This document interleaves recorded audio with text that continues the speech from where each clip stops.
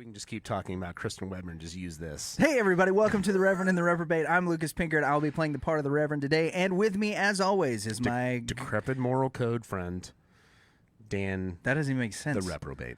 Decrepit moral code? Yeah.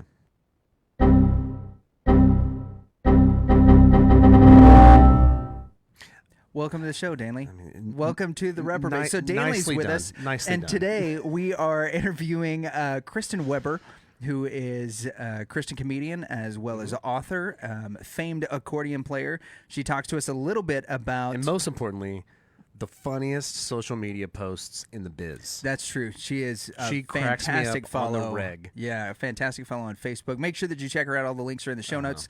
We talked to her a little bit about theology, the philosophy of comedy. Decrepit moral code. Pastor. Yeah. That's our bit. She talks to Danley about how to use words properly to string together a sentence. Decrepit moral code. So we got a lot of interesting things to talk about. She talks about youth ministry and why it's so important that you make sure you get her Chipotle order that's ever changing correct. Mm-hmm. Ladies and gentlemen, like, subscribe, ding the little bell to get notifications whenever you're... And also, leave us a comment. Yeah. We like hearing from you. High five. Here comes Kristin Weber. All right. Hey, welcome to another exciting interview of the Reverend and the Reprobate. Today we have with us a very talented former Texan who is not only a hilarious stand-up comedian, an accomplished accordion player, and I've got some questions about that coming up later on, but also is the author of the new book, Adulting for Jesus. A book about purpose, trusting God, and obviously burritos, specifically Chipotle burritos, but burritos in general. It's the fabulous, the wonderful, the beautiful, the talented Kristin Weber. How are you, ma'am? I'm doing really well, thanks. How are you guys? We are doing fantastic. Do you consider yourself a former Texan, or are you still a Texan living elsewhere? Yeah, that's a great question. You know, I don't know if I'm... Do you have to be born in Texas to be a Texan? Because I was... No, but there's criteria. If you're not born. I was raised there, and I still kind of have that independent spirit. Atta girl. But I am highly allergic to everything that grows in Texas. Me too. I think all of us are. Yeah, Texas was never meant to be lived in. Have you ever lassoed a calf? No, but I've clapped as someone else did. All right. So you've been to a rodeo? Yeah, in. That's a good start. So she can always say... This is not my first rodeo. From here on out, she's always got that in the bag. My fourth rodeo. Well, I don't think I've actually been to one. Quite an experienced rodeo. Yeah. Yes. All right. I don't know. Right. That was a bad word that we made up. So I want to start talking about the book, and then we want to get into comedy because we know 2020 has been a crazy year. You guys have had to make a lot of pivots. But I have to say, I first got exposure to the book from the Mike Huckabee show. I saw a clip about it, and Huckabee wanted to know. He's like, how did you come up with that title? That's so cute. And being a millennial, I know exactly how you came up with that title because this is the sort of like crazy vernacular that we've used to describe responsibility and, becoming an adult. I've got to say, though, the book is completely and utterly an unexpected gem. And I mean that in the sense that you're expecting it to be. I was what I was expecting, right? And I said that in a certain way to try to get a reaction. But what I was expecting was something that was funny and was something similar to like what Thor Ramsey or like Jeremy Nunez had done. Yeah, that it was a comedy book or a book by a comedian that was written in order to be funny about what it's like to be an adult as a millennial. And certainly there are parts of that, but the book is very theologically rich. It is filled with not just wonderful life anecdotes, but also great advice and ways to view the world and different things based upon the chapters as they're, kind of laid out by the subjects. What led you to write this book, and how did you take that approach, or what made you take that approach? Because I think the book's absolutely fabulous. Thank you so much. Any more positive things, and I would have had to widen my to accommodate my head. Thank you. That was very kind of you. So I found myself, because as a comedian, prior to 2020, obviously, I was traveling pretty much full time as a comedian. I was on the road. And I found myself having the same conversation over and over with people, especially when I would do church shows. And that conversation generally started with them asking, when did you know comedy was your calling?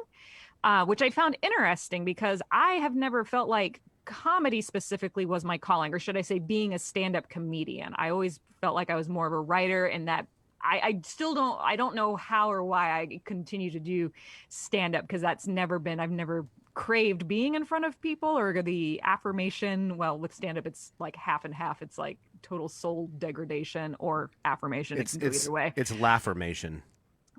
Laffirmation. There we go. Well, it's stand-up when it doesn't go well can be very dignity crushing. Yeah. So, yeah.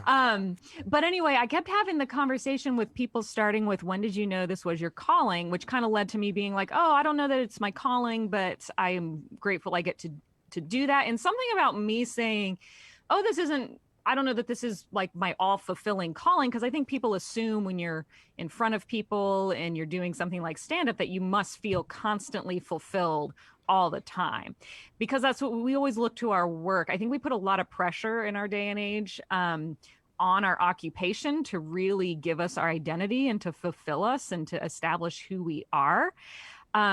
So it just brought up these conversations of me saying that, oh, I love it, and I'm so glad I get to do it. I don't know that it's my forever calling, though.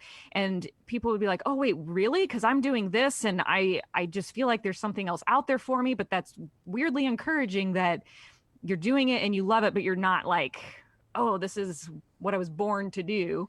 And so I just noticed that trend of people looking for anything to give them that fulfillment, that satisfaction, that kind of, we all want to be living in our purpose, I think would be the Christianese way of saying, like, find your destiny would be probably like the mainstream Instagram meme version of that. Right. Living a purpose-driven life. Shut up, exactly. Yeah, exactly. Yeah. Anytime we can work Rick Warren into a podcast, I think that it's phenomenal. It's a win. We just got 1,000 more views. Yeah, exactly. So I was just kind of, I don't remember when I think somebody was just like, oh, do you have any other book ideas? Because I had only written a couple things and co-written a couple things for teen girls up to that point. And someone was like, are you gonna ever do anything for adults? Like, because I don't have anything for non-adults at my book table for when I do stand-up shows. And I was like, I should think about that. So I was just thinking about it. And then I was like, there might be something to just my perspective as a comedian who's not all like, I feel like the book of, there's a lot of books out there that are like, just dream hard enough, trust God, live big and live on fire, and you'll reach this. We portray it as you're working to this ultimate point in life. And that's what we're all chasing. I'm like, what is that point? Like, we're all chasing this thing that outside of Christ doesn't exist. And really, in reality, we're not going to even experience that fully until the new heavens and the new earth, because what we really long for is that uninterrupted presence of God. And so that's what we're all chasing. It's that C.S. Lewis quote, like, surely if if we can't find what we're looking for here, maybe we're made for another world. So it's just kind of my take on that. And I was like, how can I make it funny and accessible? Because I'm a theology nerd. And most theology books I'm not a smart person, which is not it is self-deprecating, but I say that and people are like, oh, yes. I'm like, no, it's totally fine. My brain became funny. We adapted. We're good. Like, it's totally fine. I've adjusted. I'm doing okay. No self-pity necessary. But when I would try to read theology books, I just have a really hard time with all the big words. And it's just, philosophy and theology often to me is taking a simple concept and putting 5-syllable words to it. And so I was like, how can I express what some of these deep concepts or things we would say are deep concepts in a way that people can apply to their lives, understand, and then maybe laugh, because that's another thing is I think a lot of philosophy is communicated through comedy, because comedy is just truth stated in a funny, abstract way. Yeah. And so yeah, so I kind of worked on, I think the book proposal took me a year, and then the actual writing of the book took me like 3 months. Wow. You know, that reminds me of that G.K. Chesterton quote that Seth Dillon shared on our show, that comedy slips under the door while seriousness is still banging at it, trying to fiddle with the lock, you know? He tweeted something this weekend about that too. Yeah. He's surprisingly very funny for a CEO. Well, that's because Kyle's conditioned him to be funny, as we learned. Yeah. So I love the theological aspect of the book, and one of the things that I really appreciated. So my wife and I, one of the things we often do is we read books together. So, like, we've just been married for a year, so I do want to talk about being a person in your mid-30s dating as a Christian, because I was there. I was the pastor of the First Baptist Church, and I was single, and so everybody's granddaughter and niece that was away of college, I got to meet at one point or another during my early stages of the church. But we'll get into that later. What I really appreciated as we've gone through it is at the end of each one of the sections, there are questions. So at the end of each chapter, there are questions for you to consider, and then like a little thing if you want to put some extra time into it. And so we've gotten into the habit of, we'll read the book together before we go to bed. We'll ask each other the questions and kind of talk about it. It's brought up some interesting conversation here.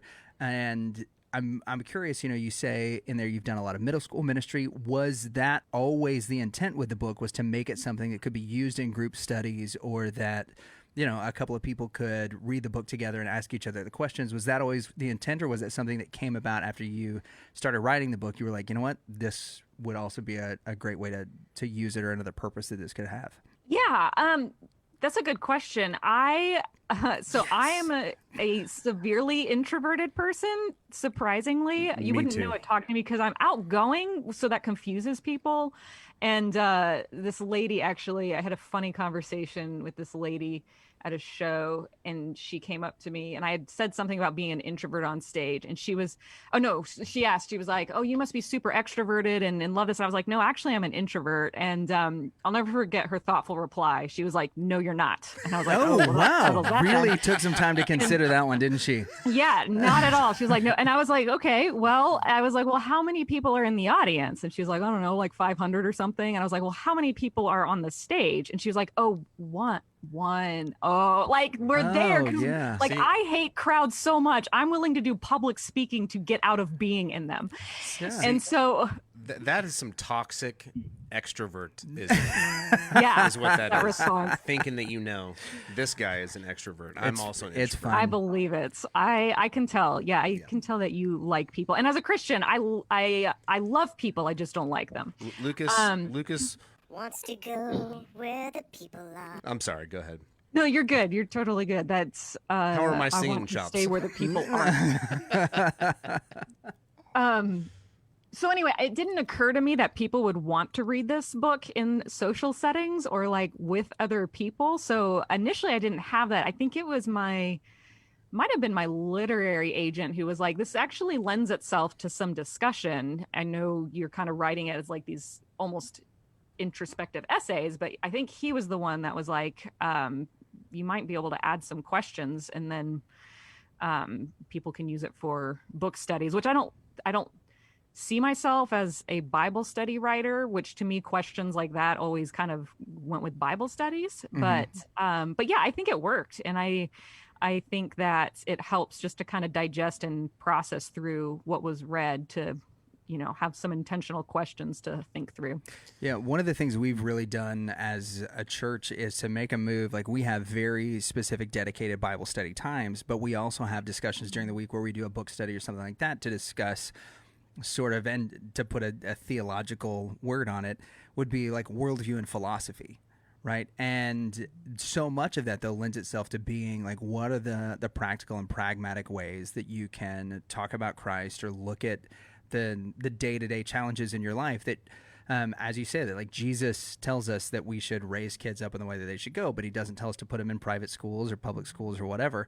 Or homeschooled. Or which homeschooled. I want to talk to Clearly, you. I want to talk to the you most about that. holy Yeah, choice. yeah. Because we both had some homeschooling experience at different points in our lives as well. So, but the Bible doesn't lend itself specifically to that. So how are we supposed to navigate those things?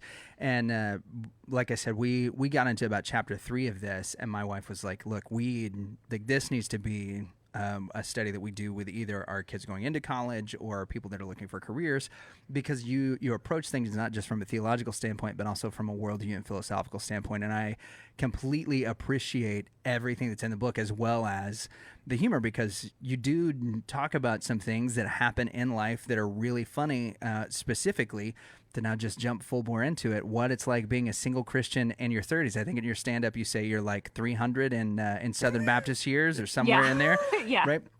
So I've certainly felt that. Danley got married really young. You were I locked it down. you locked it down. But before Right. before she figured it out. Yeah. So one You're of wise. the things that I've always felt like was super awkward was the being introduced to everybody. Everybody's got a solution for what it is that you need to do in order to find a man, whether it's a specific app or other pieces of odd advice. What do you think was the weirdest piece of dating advice you've gotten to date as a single lady in your 30s that is a believer? I'm going to have to go with, it's in the book, Okay. and it is part of my stand-up routine, but it remains just the strangest conversation, or one of the strangest conversations I've had. But this lady came up to me after a show, and she was like, "I know you joke about it in your act, but if you want to get married, I know what you've got to do." And I was like, "Okay." She's like, "You need to put a pair of man's pants at the end of your bed, and then you pray to God every night to fill those pants with the perfect man." And then I told her, I was like, "Oh, okay." I was like, "Well, my dad's pretty tall. Maybe I'll just, like, when I'm home next time, I'll just borrow a pair of his." And she goes, "Oh no, that's weird." And so the conversation went on from there. The full conversation is in the book, and I have, I think, a clip of it somewhere in my stand-up videos. But she won. And then, at the end, this isn't in my stand-up, but at the end of it too, she was like, "I put those pants up. And then I joined Christian mingling. I got my husband." Oh, Clearly, it was the yeah. pants So that it worked. was definitely the pants. The pants. Yeah. Not- And Speaking also of the which. first and only Christian mingle dating success story I've ever heard. Yeah, I haven't got. So did you try the dating apps? Because I've not been public about this. So in my pastoral interview, I was asked point blank. I've been at this church now for almost 8 years. And I'd been serving at the church for 3 whenever they interviewed me to be pastor. And they looked at me and point blank, one of the men that I have known in the church, like grew up in a church that he was at. He goes, "So are you gay? Because we don't know if we." And I was like, "Oh, you know what? No, I'm not." And he goes, "Does that mean that you're not gay, or that you're You go, just "What time is it?" a non-practicing homosexual?" And it's like, "Oh, great. So we're not convinced about the yes or no thing." But we had, because I didn't talk to them about like the people that I was dating or any of that, but I had been on some dating apps during that time. And one of the things that I found out was, as making the transition from youth pastor into the senior pastor role, was that I had to get rid of all of those because my youth kids were graduating, and that they had expanded their range so much that we were finding each other swiping left or right on things like Tinder or anything like that. So I'm curious. Did they ever swipe left to you? I have no idea, because like as soon as I saw them, I was like, no. Like I just deleted after the second student I saw, I had to completely delete the app, because I was like, nope, this is not going to happen, because the rumors are going to go from he's gay to no, he's pastor hookups. So I'm gonna stay away from all of that. But have you had have you had any like odd experiences with the dating apps or anything like that happen to you? I have done online dating. It hasn't gone horribly wrong. It's gone entertainingly wrong. There I you think go. in that, like I've never felt like I've heard some horror stories from girls about getting stalked, or they just end up in really like police need to be involved situations. So to Yeah. me, that's like a horror story for online dating. Mine have just been quirky personalities, which from a comedian standpoint, I'm like, let's finish this. Let's get dessert because I'm, job security here. Exactly.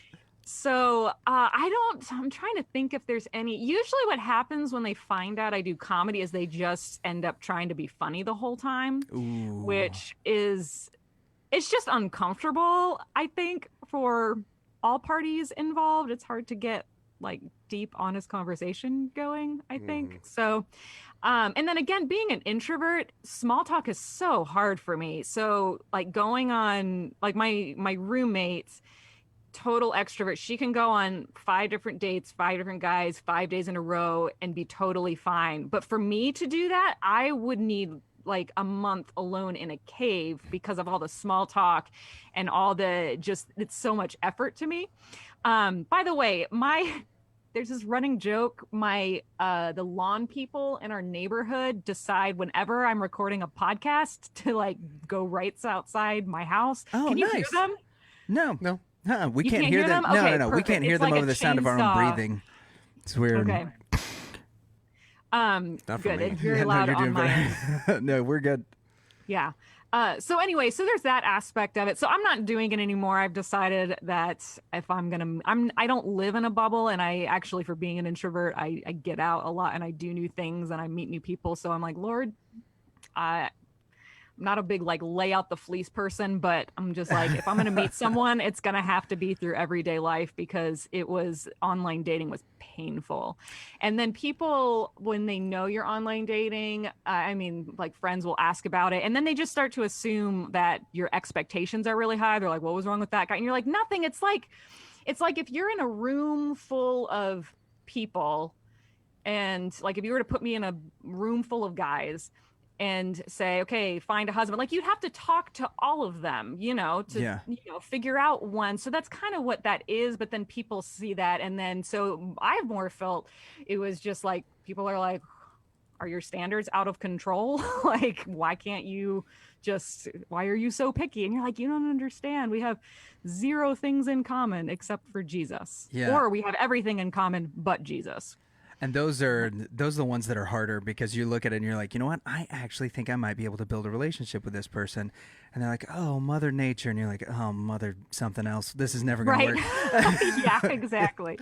So what's the best opening line that's been used on you? Or what tends to be the go-to if somebody's going to try and just make an impact on Kristin Weber? If I'm going to go up and I want to be funny to the comedian, or if I want to... It sounds like not being funny. Yeah, it sounds like that might be... Like, if somebody went up to you and was like, hey, Kristin, what's your order at Chipotle? Like, that might be the best opening line. And also, what is it if we're going to have deep conversation? What do you get? Tack a why on there. Why is that your order? Because I'm like, ooh, deep thinker. Oh, all right. Yeah, like, there we go. We've got some motivation and philosophy in there. I do not order at random. My order is predestined in my app, so I just have to tap. Whoa. Do you get the same thing every time? You know what? No, actually, I am unpredictable. I can't be tamed in my Chipotle orders. Nice. Yeah, I switch it up. So, Well, we But have... always guac. Is it always guac? unless I get tacos, no guac with tacos. Do they do tacos? They do. Little They're corn, really. little- They're actually pretty good tacos. Well, we actually have an idea to hopefully, as we've been talking about different traits of men, what traits you're looking for so that we can pray for that man. Yeah. So we've got some options. Can you grab them? Oh, do you? Oh, I am so terrified right now. Not of men, but Maybe just... don't show them this podcast because No. I like literally just rolled out of bed from a nap. Like there's my unmade bed. So actually, you should show them this because if they can handle this, then This is they can much more handle abstract. Yeah, There's we want to know what pair want me of to grab pants we need to lay at the end of our bed to be praying for to be filled for you. So we've Yeah. just got a few options. everything. Yeah, he's gonna grab Oh them. boy. Okay. So this is just a standard jean. This is Daniel. You Okay. grab that side. Yeah. This is a fairly tall man. Yeah. Are they But, faded wash jeans by chance? They are custom Custom waist waist loose fit. Lee premiums. Okay, so that would Size be a 40 man who cares size about details. Yeah, yeah, for 46. sure. He also probably likes to eat at Chipotle. Yeah, Probably. Look, grab the other Yes. side of that. As I do. Just a standard amount of I like to pockets, eat no too, no so- embroidery. No embroidery. They look pretty clean, so Yeah, he's they are. Okay. keeps himself up Yeah. or well kept. Yeah. Okay. You Okay, can put well, those. that's Do- option do I number get one. Yeah, all my option number one. options? Yeah, we'll Here's put the other these. Those will millennial go in thing. the Is running. I want to. What? I said those will go in the running. We'll make a pile Okay. of in the running pants over here. We're just going to make a pile and pray over it. Yeah. Whichever one God fills is what we'll do. The pants are gonna do a Beauty and the Beast and turn into a human man. So here's a second pair of pants. These are it's a button fly. So this guy is from the 70s. I feel like I I'd beat that guy up in a street fight. Probably. And they're tattered jeans, so I think I'd these win. are the Tattered guy that jeans. you beat up. Yeah. Let's not, because I Okay. feel like his ego not. might hurt. I think that's very intuitive. That's a good call. And here we go. These pants are curated by Jesus. Those are a pair of worship pastor garments. They're skinny. those are the skinny jeans the, for the sure. punchline of my joke. Yep, they are the 32 waist low rise, so that they don't get in the way of the guitar. So there's no belt rash. and you have quicker Ooh. access to backup picks in your pocket. in your pockets. Yeah. I don't know how. Ooh, I feel these like are tiny any pockets. guy wearing a low-rise cut might have pride issues. All right. Yeah, I'm with you. We're Back out. over into the no no. skinny jeans, at least no All right. low rise. He can't look better in jeans than I do. This is our final pair of pants. Let me And see. this is a good set. This is- is one of my favorites. Are they This is a overalls? good. Please be This overalls. is a good working man's pants. Yes, those are in the pile. Okay. A man of the earth. I will take it. All right. Well, there's one more over there. Oh yeah, hold on. I'll go grab these. Oh boy. We were not prepared for this. Clearly not. You're more The prepared. pants You were have more- supposed to be here and we forgot. Oh, that's okay. Okay, very this is excited. the last pair. I'm 'Cause going with these the are- overalls. These are actually preacher pants. Oh my gosh. Do they have suspenders? No, but it's fisherman. Wait, what? with the full Oh, yes. See, I like to be outside. I'd go with that. Yeah. Okay. So these Yeah, are ones I you can fish in, and you go can with them. also be a fisherman of men in and baptize. Yes. Yeah, those are my waders that I use when we go fly fishing or when I have to do baptisms. So So we've got several pants we're going to be praying for. yeah. Perfect. So, Yes. but I feel like that runs the gamut of like good traits that you would want in a man, right? A guy that takes good care of himself, and a guy that works, and then a guy that likes a Knows little how to have fun. recreation. And he can feed you fish. Yeah. So Exactly. we'll have some of the ladies from the church sew all of those pants together, and we'll pray that gets filled.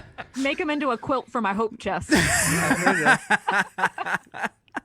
Okay, so segue. Okay. I want to know, because I have heard you're a Weird Al fan. Yes. And I assume being an accordion player, which is also something else we need to talk about. Yes. What is your favorite Weird Al song? Trapped in the drive-through. Okay. What's your favorite album? Polka Party? Isn't that an album, or is that just one of his songs? Running may with be one of Scissors. the- That might be what that's on. Running with Scissors is my favorite album. Running with Scissors is a good one. It's got Albuquerque. That's a good one. I used to have that completely memorized. Me too. So that was going to be one of my other questions. Is do you know the Weird Al theme song? I probably would recognize it if I heard it. You would. I think you would too, because it's an insane Is song. it the this is a story about a guy Yes. named Al who lived in a sewer with a sailor pal? Yeah, I know that song. I was right. I told him, I was like, I bet you she knows packed this up his song. belongings and Had to move to yeah. a city in Ohio where he lived in Where a he tree lived and in he a worked tree. as a nasal Yes. deacon just factory. You should Yes. listen to it at some Okay, point. well, so So if we're you both know, Weird Al fans. Yeah, if you know Weird Al, are you familiar Mm-hmm. with the Scandinavian folk metal band Corpet Klani, who uses accordion in their heavy metal music? I can't say that I have been introduced to them. Oh, we'll have to send Well- you some excerpts. Please do. No, we can't play it right now. No, we can't, and also we don't have the rights to it. Yeah. Because that would be, I know, darn. You get Okay, we'll have to flagged on send it for you Spotify. because it is glorious. It is. It's really good. We'll email you I'm some excited. clips. I like new random weird music. Yeah. Oh, Especially if it well, has the you have squeeze come box. to the right podcast for that. Oh, If you perfect. like Scandinavian folk metal and Scottish pirate metal, you have come to the right place. Are you a philosophy and Scandinavian folk metal fan? Look Come no fill further these than Reverend and pants. Reprobate. Yeah. That's what I was about to say. Do you like fishing also? Yeah. All right, so why comedy? I feel like that's you've got a ton of talent. You've got a great voice. You sing in your comedic act. You're obviously a really talented accordion player. Also, you've got a great writing style. Not just comedically, but also with the books and things that you've done. You've had a lot of success as a music teacher and some other things. Why has comedy been the thing that stuck out the most for you and the dream that you've kind of pursued? I don't know why I'm having a hard time with this question. I think because somebody is like weed whacking right outside my window. Either that or they're Yeah, driving like, their Honda rare, slowly through the rare. parking lot.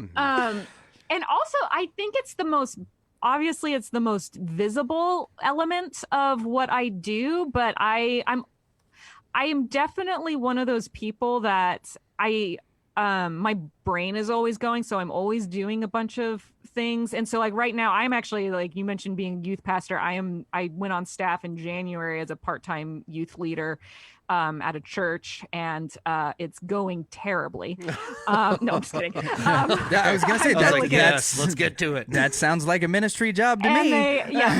My new joke is I never wanted to drink or do drugs till I started working for a church. I can completely empathize with that. Yeah. Yeah. I've always said that. I was like, that's the joke I can never tell on stage. I can only tell it to other people who work for churches. So I'm working, and actually, jokes aside, I love working with that age group. And so I'm usually either teaching or doing something with that age group. Writing is usually, that's how I process the world in life. And so I write way more than I even put out there, because for me, it helps my chaotic brain just organize my thoughts and organize what I'm thinking. I'm not super quick on my feet, like I'm not good at improv and that type of stuff. So writing is really my way of, when I'm bombarded with like thoughts and ideas and all of that, is just, organizing it. And then stand up really just started because I wanted to find out if what I was writing was funny. Initially, I wanted to do like sitcom writing or sketch writing.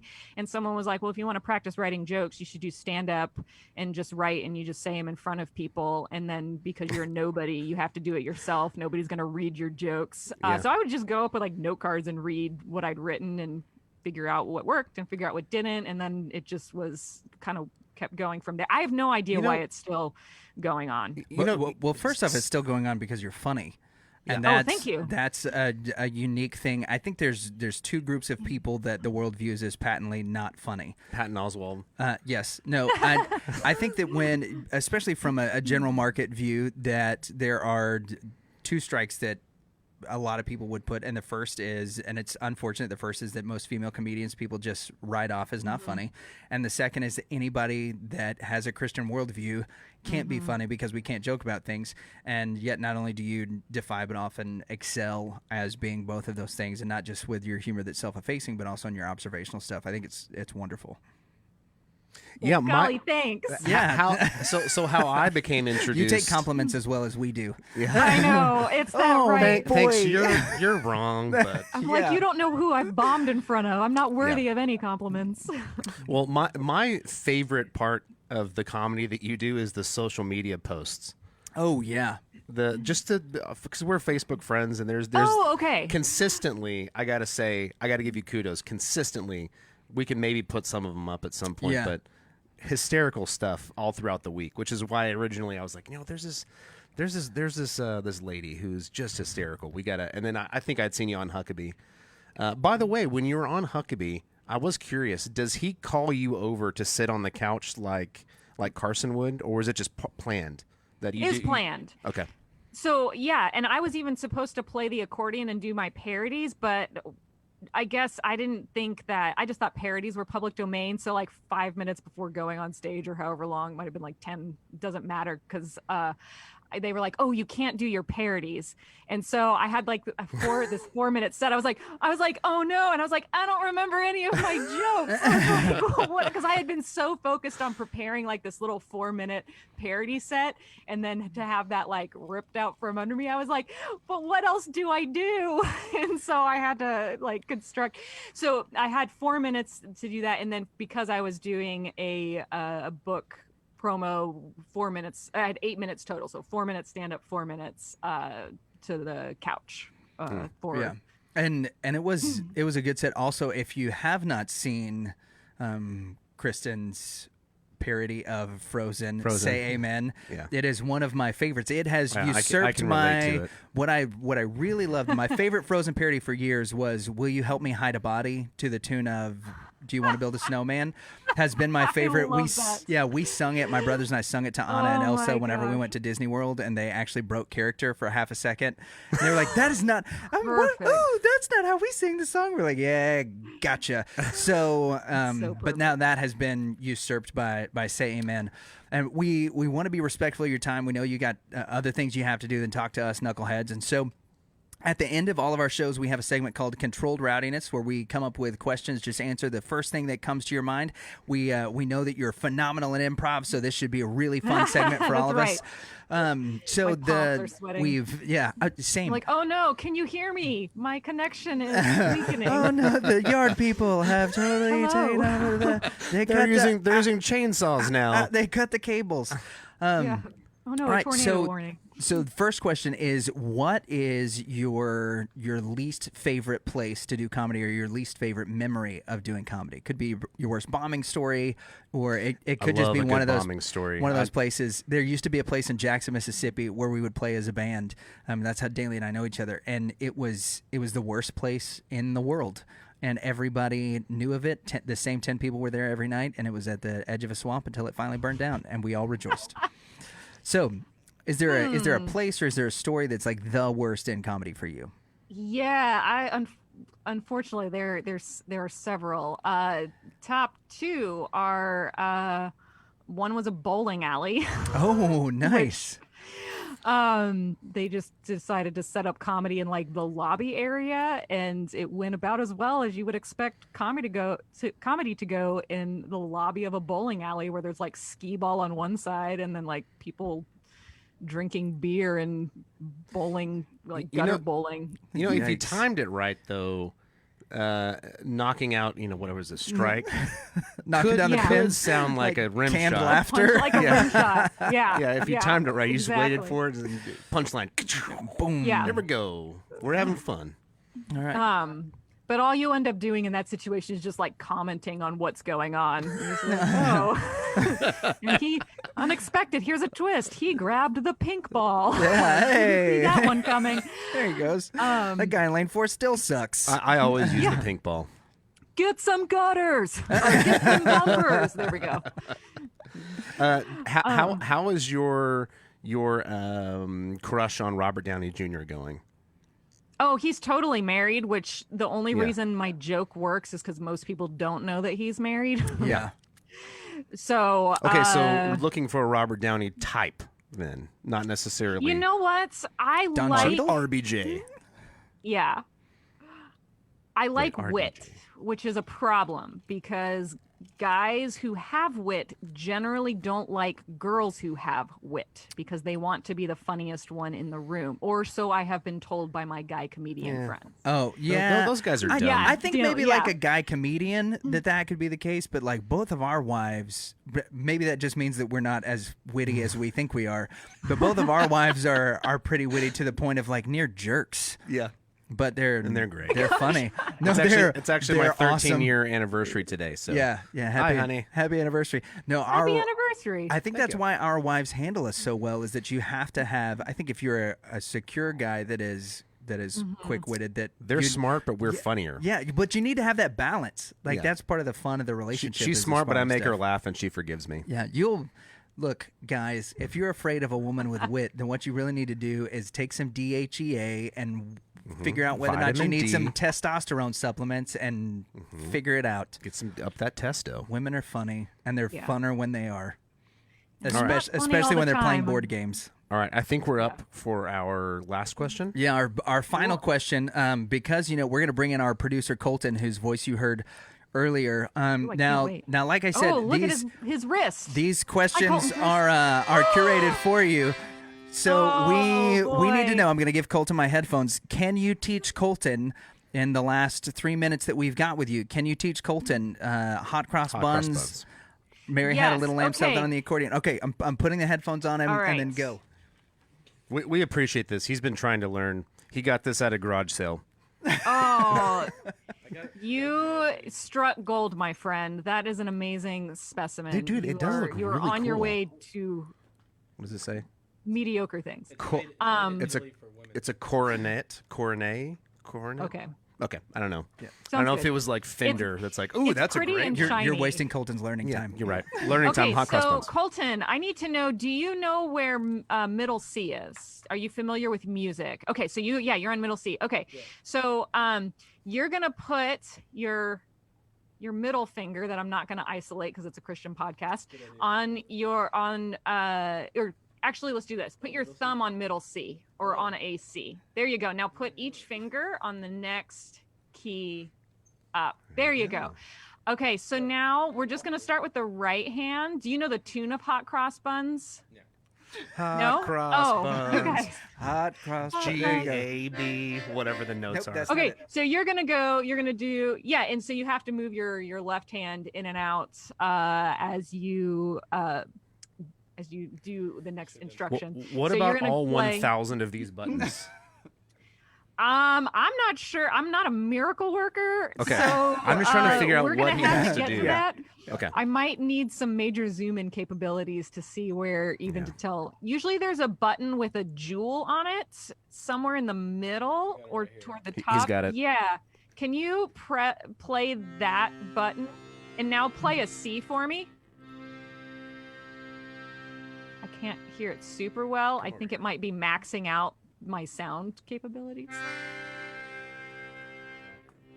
Yeah, I'm still having a hard time hearing it. There we go. Okay, so start on the E. Go E, D, C, E, D, C.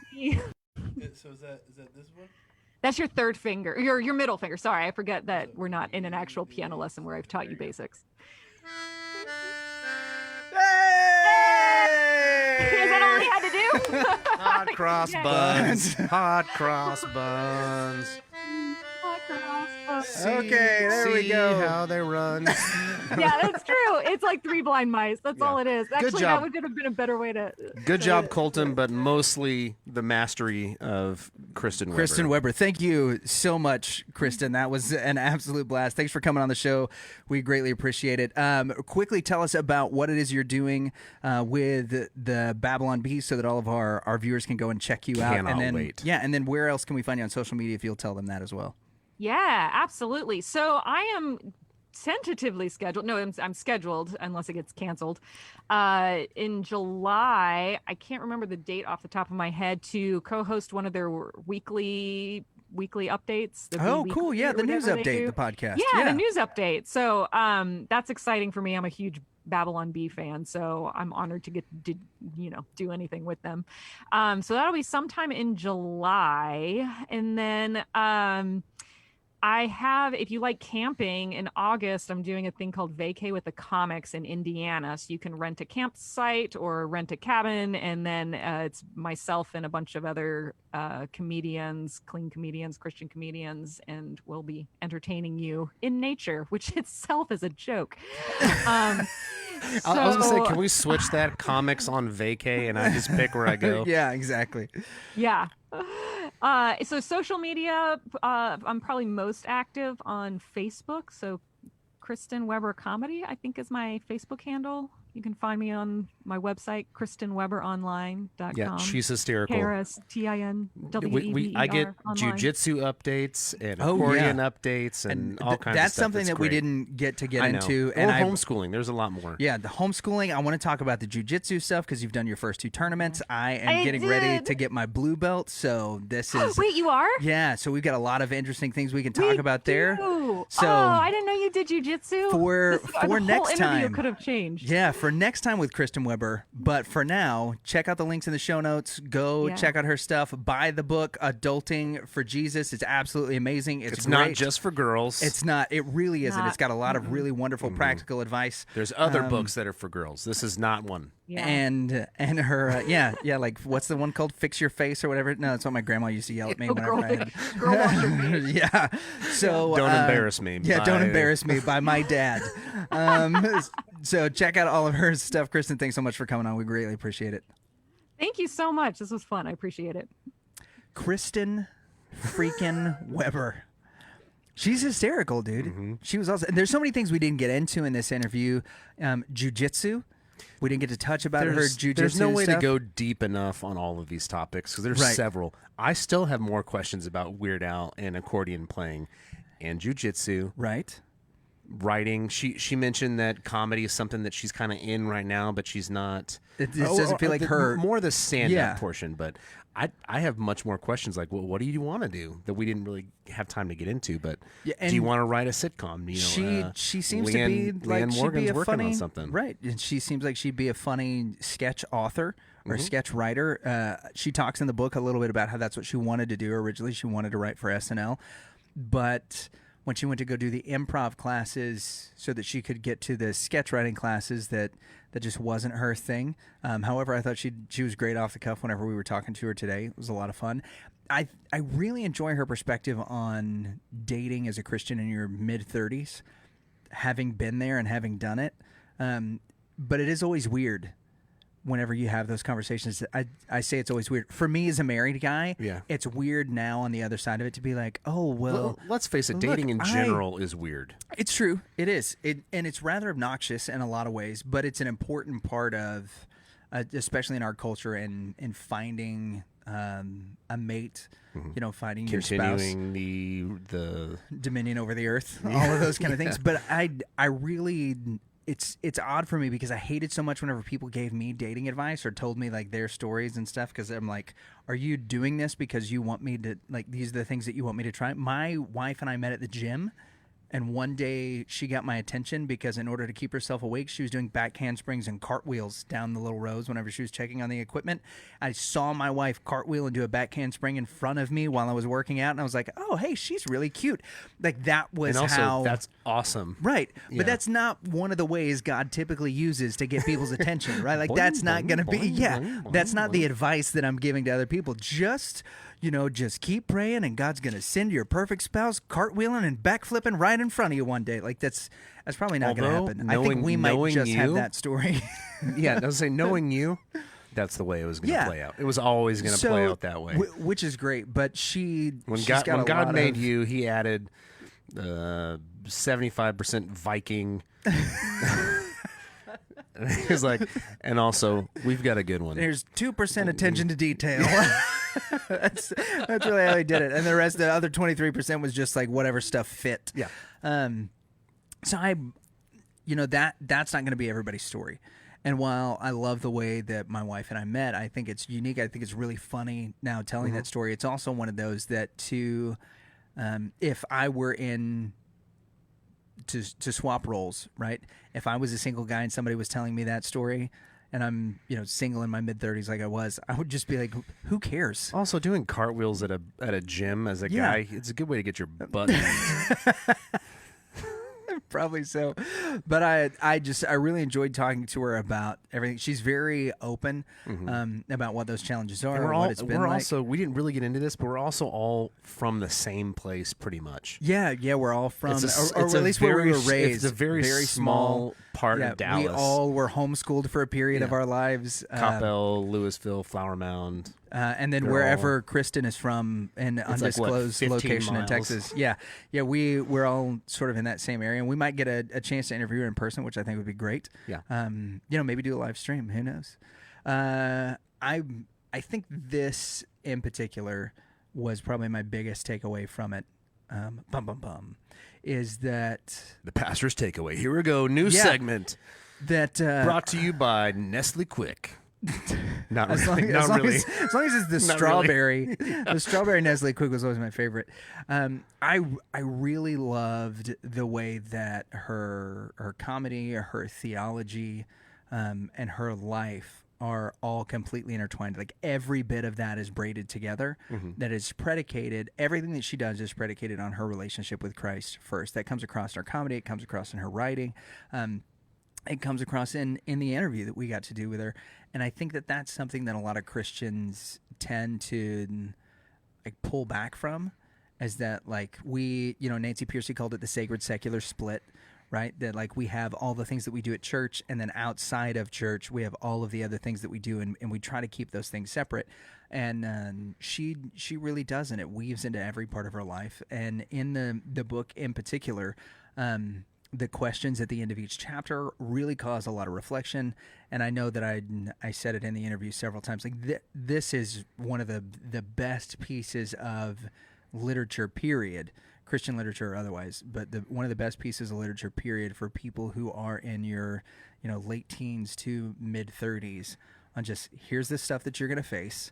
These are the challenges that you've been saddled with, better or worse, and you can either choose to rise to the occasion, and if you don't, here's some of the pitfalls that all of us have fallen into and a way to deal with some of them, and then let's go on to the next thing. It's not a self-help book, but there's so many things in it that I would put sort of in that category of sorting yourself out, to borrow a term from Wayne.